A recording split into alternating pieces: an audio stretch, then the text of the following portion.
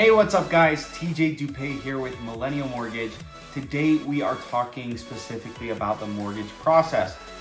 Question is, how long does the mortgage process take? This is a great question, and unfortunately the answer to it is many parts, and it can be really complicated and frustrating for borrowers when they're buying a home. Because everybody wants to be able to know how long it's going to take. Fortunately, a lot of us independent brokers have good systems in place so you can essentially track your loan almost like an Amazon package and see what state it's in. But we're going to talk about kind of behind the scenes what I'm doing with your loan and why it might be taking more time than you would hope, or why it's going a lot faster than your last loan that you did. So when you apply for a loan, first thing that you do is you fill out an application. We get you pre-qualified, right? Then you're going to go find a house. If it's a purchase, if it's a refinance, then we just start right after that. And we really start the financing. So we're going to talk about right after you started the house or found the house to when we close. And this is what the process looks like. So once you're pre-qualified, you found the house, and you come back and your offer has been accepted, then we're going to submit to what's called underwriting.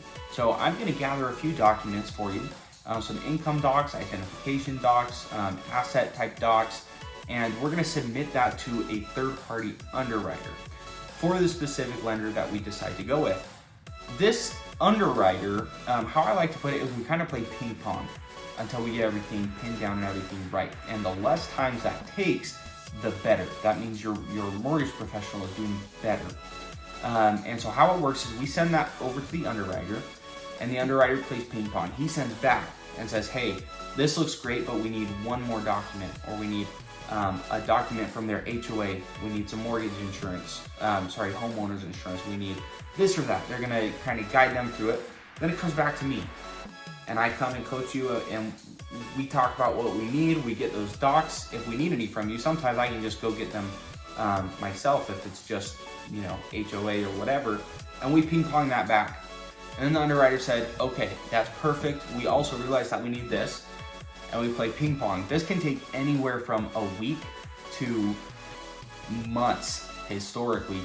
And so our goal is to make that process as quick as possible and as painless. I want to ask you to do the least amount of document finding possible. So anything that we can do without having to have you go and get stuff, the better. So we're going to do that process as quick as we can. And what happens is finally the underwriter will give us what's called a clear to close. That clear to close means that we can close at any given time. Now, the trick here is around this time where we get the clear to close, you're going to receive what's called a closing disclosure. You received probably quite a few documents before this, loan estimates, initial documents, but the closing disclosure needs to be signed 3 days before closing. And so how it works is, let's say that takes 2 weeks, the closing disclosure has been signed, and we get a clear to close, we can close that next day. On average, a lot of times when we are doing loans here with Millennial Mortgage, it's about a 2 to 3 week time frame. 15 business days tops is what we target. And the better that we can do, the more time it saves you and the more time it saves me, and we get it all squared away and we go to title and we get you celebrating that new loan. If you found anything of value in this video, or even have more questions, please leave a comment, like and subscribe, share this with a friend. Really appreciate you guys watching these videos. Thanks so much.